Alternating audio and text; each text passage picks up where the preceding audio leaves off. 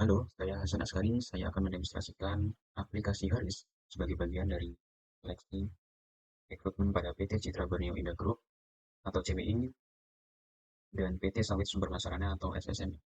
Baik, berikut adalah tampilan landing page-nya seperti ini. Kemudian ada fitur pada aplikasi yaitu terdiri dari manajemen karyawan, absensi geofencing, kemudian payroll, cuti dan izin, dashboard analitik, integrasi WhatsApp. Kenapa kita membutuhkan integrasi WhatsApp? Integrasi WhatsApp dipakai untuk login dan lupa password. Jadi kita tidak menggunakan email, tapi menggunakan WhatsApp. Kemudian pertanyaan umum ialah jawaban untuk pertanyaan yang sering diajukan. Jadi kita langsung login saja. Di sini kita login bisa menggunakan username dan juga password. Atau kita juga bisa login menggunakan WhatsApp dan juga OTP. Baik, kita login menggunakan username owner ya. Kita masuk ke aplikasinya. Baik, di sini tampilannya seperti ini. Ini navbarnya, kemudian sidebarnya, dan ini konten-kontennya ya. Pada navbar terdapat informasi perusahaan, nama PT-nya, kemudian di atas ini ada info apakah WhatsApp-nya terkonek atau terhubung atau tidak, kemudian ada notifikasi. Ini adalah notifikasi-notifikasi atau pengumuman yang bisa nanti ditambahkan oleh admin atau owner. Kemudian di bagian sidebar ada dashboard, organisasi, pengguna, aktivitas, keuangan, pengaturan tentang dan landing page. Kita bisa kembali ke landing page tanpa logout dan kita masuk lagi, maka dia otomatis masuk ya. Ini untuk fitur tersebut tentu saja menggunakan middleware. Lalu pada dashboard, kita lihat ada ringkasan, daftar karyawan, estimasi, kehadiran departemen, statistik, tanggal, kemudian barang terbaru, dan komposisi kehadiran. Pada organisasi, terdapat perusahaan. Di sini kita bisa mengedit info perusahaan, mulai dari informasi dasar, nama perusahaan, alamat, website, kemudian kontaknya, telepon, WhatsApp, dan email. Dan kita juga bisa mengedit departemen. Di sini pada departemen kita bisa mengedit, menambahkan, dan juga menghapusnya. Departemen itu ibaratnya ya departemen ya. Jadi satu perusahaan itu terdiri dari departemen atau divisi atau tim lah ya. Jadi satu tim atau departemen itu terdiri dari posisi atau jabatan-jabatan. Baik, di sini kita bisa lihat daftar departemen yang ada di sini. Kita bisa lihat di sini ada part yang ada tombol hapus dan tidak ada. Ini dibuat untuk menjaga bahwa departemen yang mempunyai orang di sini ya, departemen yang mempunyai karyawan itu dia tidak bisa terhapus. Adapun departemen yang tidak memiliki karyawan, barulah dia bisa ya. Baik, di sini kita coba untuk mengecek apakah pencariannya berhasil atau tidak. Kita cek di sini misalnya ada ini berhasil ya untuk pencariannya. Kemudian kita coba menghapus IT support, apakah berhasil? Baik, berhasil. Selanjutnya kita tambahkan untuk departemennya, tambahkan IT support. Kita simpan. Baik, berhasil. Selanjutnya untuk menambahkan departemen, untuk menambahkan posisi. Selanjutnya untuk menambahkan posisi, kita bisa lihat di bagian detail. Kemudian kita tambahkan di sini. Untuk editnya kita bisa edit ya. Untuk menambahkan posisi kita bisa lihat di sini. Oh ya, jadi ketika kita menambahkan departemen, maka otomatis sistem membuatkan posisi defaultnya ya. Ada intern, staff, senior, supervisor, manager, dan direktur. Contoh pada IT support kita tambahkan di sini misalnya full stack, full stack, full stack. Kita simpan, lalu kita pilih levelnya, kita simpan, maka akan ditambahkan ya posisinya. Adapun kita juga bisa menghapus jika posisi-posisi ini tidak ada pada tim tersebut ya. Contohnya kita hapus di sini, ntar kita hapus, hapus dan seterusnya. Hingga kita sisakan biasanya pada IT itu ada lead ya atau project manager. Seperti ini. Kemudian kita kembali, maka departemen dan posisi itu sudah kita buat. Selanjutnya, kita masuk ke bagian organisasi. Ini adalah fitur yang saya buat khusus untuk mempermudah dalam pembuatan departemen dan posisi. Di sini kita bisa membuat departemen dan posisi menjadi lebih visual. Eh, ini adalah nama perusahaannya, terdiri dari 8 departemen, kemudian di sini ada departemen-departemennya, kemudian di sini ada posisi-posisinya. Jadi kita bisa dengan mudah untuk menambahkannya. Untuk menambahkannya gampang ya, untuk menambahkan departemen kita tambahkan di sini. Contoh departemen tambahan, kita tambahkan saya. Bebas ya nama departemennya, simpan. Nah, langsung diarahkan ya, lebih intuitif, lebih mudah. Di sini ada defaultnya ya, default posisinya kita bisa hapus misalnya. Hapus 1, 2, 3, 4. Oke, misalnya kita hapus sisakan 2 ya. Dan juga bisa menambahkan posisi. Ya, simpan. Maka posisi posisi pun ditambahkan ya, posisi baru ditambahkan. Kemudian di bagian organisasi ini kita juga bisa melihat anggota. Kita lihat di bagian anggota, rekan karyawan, maka muncul daftar karyawan beserta email-emailnya. Kemudian di fitur ini juga kita bisa meng-hide ya, atau meng-show all-kan ya, atau menampilkan semuanya. Tentu saja pada bagian organisasi ini terdapat export PNG ya. Di sini kita bisa ekspor PNG, maka gambar pun berhasil diekspor dan otomatis terdownload ya. Baik, ini gambarnya bisa kita lihat seperti ini ya, sesuai dengan yang kita sesuai dengan note-note-nya ini kita sebut sebagai note ya. Baik, kurang lebih seperti itu bagian organisasi, tujuannya untuk mempermudah dalam membuat bagian. Selanjutnya kita lanjut ke bagian pengguna. Jadi eh, aplikasi ini tentu saja sudah menerapkan RBAC, yang mana setiap pengguna atau setiap role itu mempunyai akses yang berbeda-beda. Contoh pada owner dan admin itu dia punya akses yang sama persis. Bedanya apa? Bedanya owner bisa menambahkan admin, sedangkan admin tidak bisa menambahkan owner dan juga tidak bisa menambahkan admin lagi. Baik, kita bisa lihat di bagian admin ya. Di sini ada admin yang sudah dibuat, kita juga bisa menambahkan admin baru. Di sini contohnya buat admin lupa. Admin buat. Kemudian passwordnya kita buat ini password 03,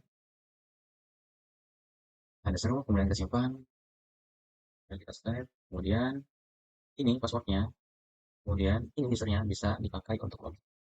Kemudian kita lanjut ke bagian data karyawan. Baik, ini adalah daftar karyawan. Di sini kita bisa lihat daftar karyawan yang ada. Kita bisa melakukan pencarian, bisa pilih. Kemudian kita juga bisa memfilter berdasarkan departemen. Misalnya departemen IT, kemudian posisinya apa. Ada ya, supervisor, ya, dan seterusnya. Kemudian kita bisa tambahkan karyawannya. Contoh, kita menambahkan nama karyawannya adalah Andi Berkuat.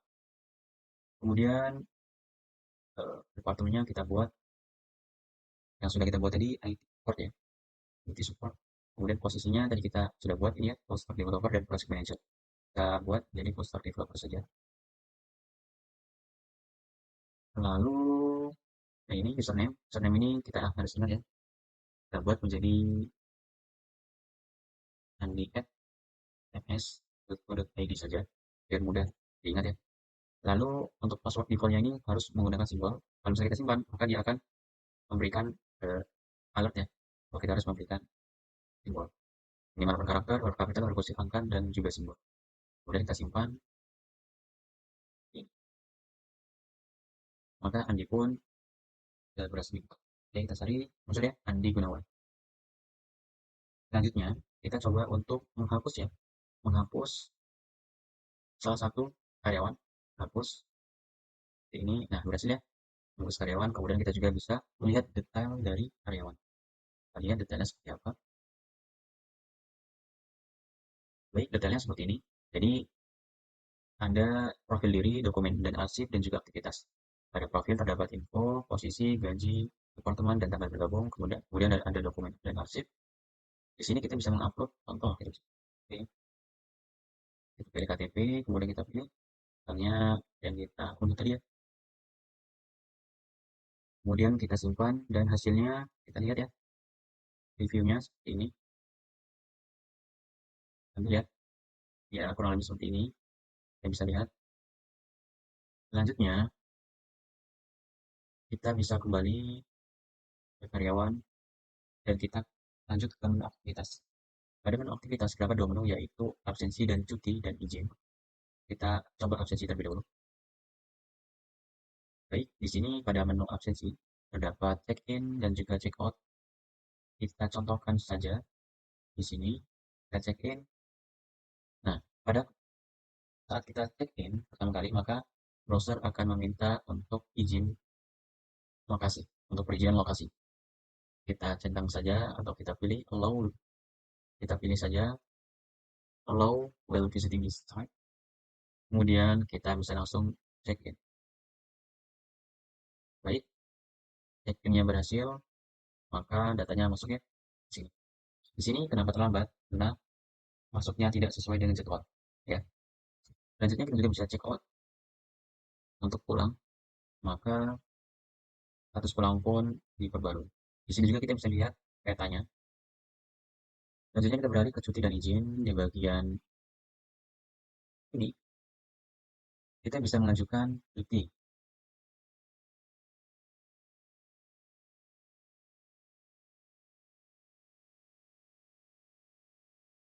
Oke, di bagian cuti dan izin ini kita bisa mengajukan cuti maupun izin dan juga baik izin ada keperluan dan izin sakit.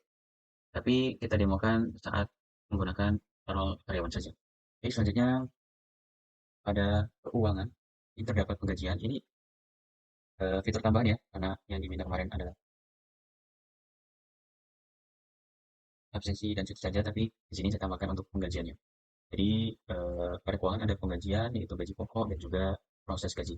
Pada gaji pokok kita bisa menambahkan gajinya ya. Jadi ini fitur khusus untuk menambahkan gaji pokok. Jadi kita bisa mengedit, misalnya karyawan dengan nama Dewi, kita bisa pilih gaji pokoknya berapa. Oh, kita cari tadi yang namanya siapa? Andi. Kita bisa edit, kita bisa masukkan ya. Contohnya ini 15 juta, 15 juta. Kemudian kita simpan, maka berhasil tersimpan ya. Kita juga bisa update massal. Jadi kita bisa mengupdate gaji, andaikan kita punya tim yang posisinya itu ada beberapa orang ya. Misalnya ada front end-nya 3 orang, yang mana gajinya sama aja. Maka kita bisa pilih berdasarkan jabatan atau berdasarkan departemen. Kita pilih berdasarkan jabatan, kemudian kita pilih targetnya. Targetnya apa? Misalnya intern IT, kemudian kita pilih gaji pokoknya. Misalnya intern IT itu berapa? Intern IT misalnya 5 juta. Kita set 5 juta, kemudian update semuanya. Oke, selanjutnya setelah mengatur gaji pokok, kita bisa langsung memproses gaji di bagian sini. Pada proses gaji ini terdapat eh, total pembayaran neto, total PPh terhutang, jumlah karyawan, dan daftar karyawan rekapannya ya. Nama karyawan, gaji pokok, potongan, PPh, neto, status, dan aksi. Di sini kita bisa proses gaji untuk bulan Januari tahun 2026 ya. Proses saja gajinya, maka dia akan membuatkan payroll secara otomatis. Kemudian kita bisa lihat di sini untuk previewnya ya. Seperti ini detail-detailnya, kemudian kita juga bisa mencetaknya.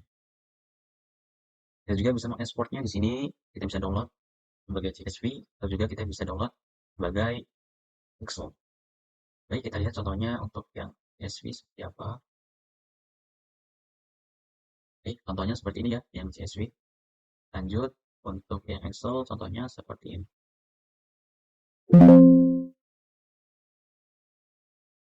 Seperti ini ya, dia sudah rapi untuk yang Excel. Selanjutnya,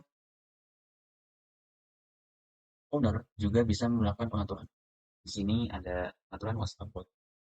Jadi di WhatsApp bot, owner bisa menambahkan nomor untuk integrasi WhatsApp-nya ya. Di sini terdapat bot sistemnya, yaitu nomor adminnya ya. Kita juga bisa melepaskan botnya. Kemudian kita bisa pilih ya, koneksikan menggunakan QR mandiri atau menggunakan bot sistem yang sudah ada. Kita pilih botnya, nggak ada terhubung.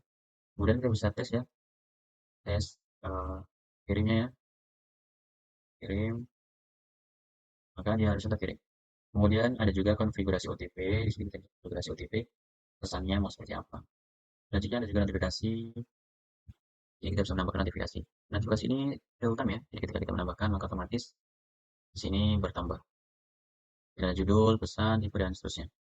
Kemudian ada juga aktivitas. Di sini admin bisa mengatur kebijakan absensi dan kebijakan cutinya. Pada kebijakan absensi terdapat jam masuk, jam pulangnya kapan, kemudian aktifkan check out. Check out ini dipakai ketika di karyawan lupa check out, itu maka dia bisa auto check out pada jam pulangnya. Kemudian ada lokasi kantor, kita bisa set manual. Kemudian kita juga bisa ambil lokasi kantor sekarang.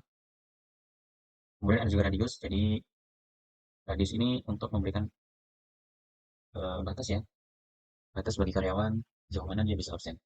Contoh kita bisa ambil lokasi kantor sekarang, ya lokasinya sudah diambil, kemudian kita simpan, maka saat ini adalah lokasi kantornya. Berapa hari, kemudian pemberitahuan minimalnya. Kemudian di sini juga ada autentikasi, kita bisa setting GPT-nya, defaultnya 1 jam, kita bisa setting 1 menit, 2 menit, dan seterusnya, sesuai waktu yang diinginkan. Tapi tidak bisa koma ya, misalnya 0,5 menit itu tidak bisa. Jadi disetting aja di sini sesuai dengan kebutuhan. Jadi seperti itu. Kemudian di bagian tentang, di bagian ini mendeskripsikan tentang aplikasi ini. Yaitu aplikasi ini bertujuan untuk submission test techniques. Aplikasi ini dikembangkan sebagai bagian dari proses seleksi dan seterusnya ya. Kemudian ada stack teknologi, informasi kandidat, fitur-fitur yang diharapkan dan juga fitur lengkap aplikasi ini. Kemudian ada submission link dan juga video demo. Selanjutnya kita coba ke dashboard lagi, kita cek apakah fitur bahasanya berfungsi atau tidak. Oke, berfungsi ya. Dashboard, organization dan seterusnya. Begitupun konten-kontennya sudah support multibahasa. Selanjutnya kita coba untuk login sebagai admin. Kita logout, ya login sebagai admin. Login sebagai admin 2 ya. Kemudian masuk. Baik, tampilannya seperti ini. Bedanya apa? Bedanya kalau owner tadi kan dia bisa menambahkan admin. Kalau admin dia tidak bisa menambahkan admin. Jadi perbedaannya itu saja antara owner dan admin. Selanjutnya kita lanjut ke bagian karyawan. Kita login sebagai karyawan. Baik, ini adalah menu pada role karyawan. Hanya terdapat dashboard dan aktivitas. Di dashboard terdapat ringkasan kehadiran bulan ini, status cuti, status bulan ini, gaji pokok, dan statistik kehadiran. Lalu pada absensi kita bisa lihat di sini, kita bisa check in dan check out, kemudian ada cuti dan izin. Baik, kita akan simulasikan untuk cuti dan izinnya.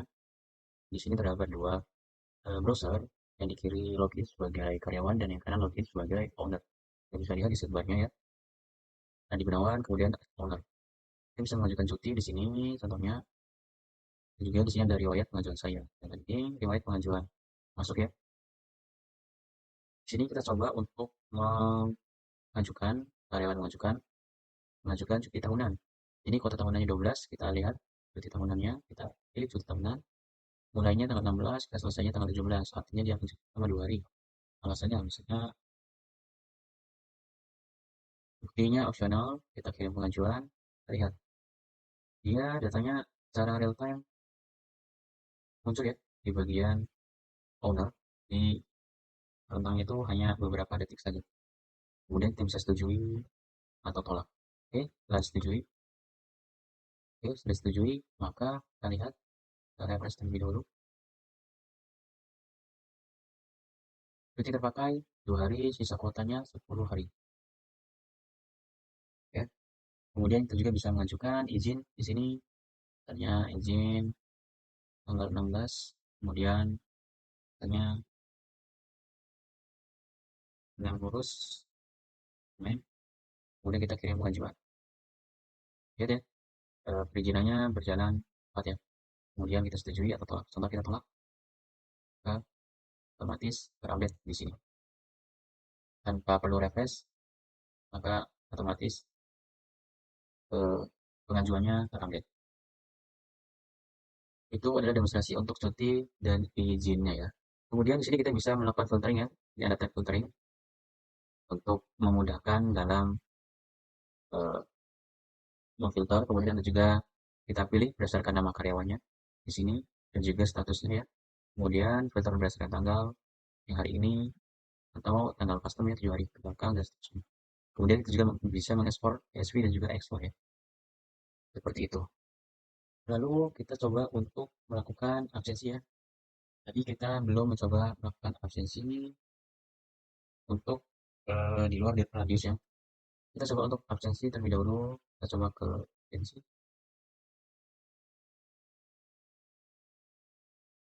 Baik.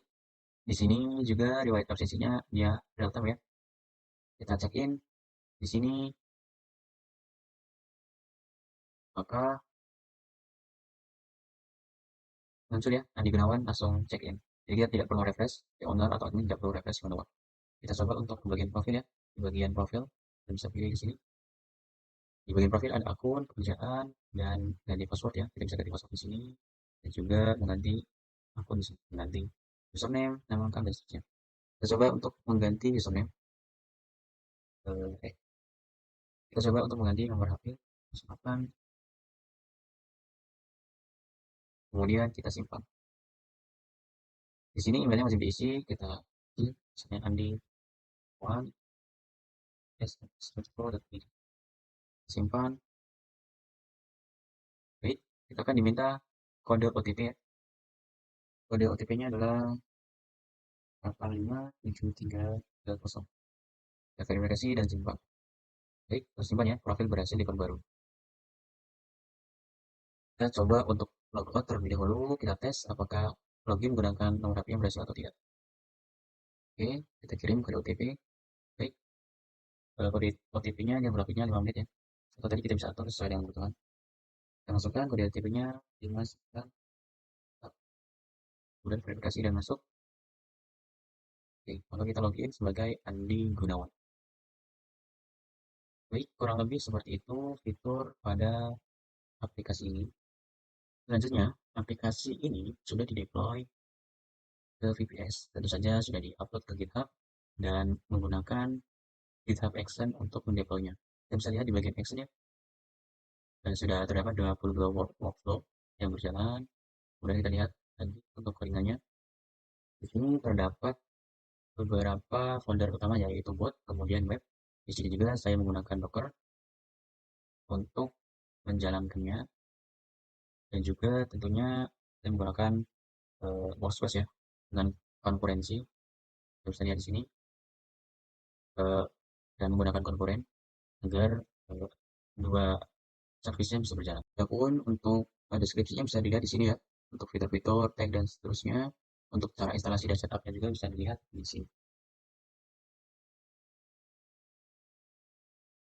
Baik, kurang lebih seperti itu untuk demonstrasi aplikasi dan infrastruktur dari aplikasinya. Terima kasih sudah menonton video ini.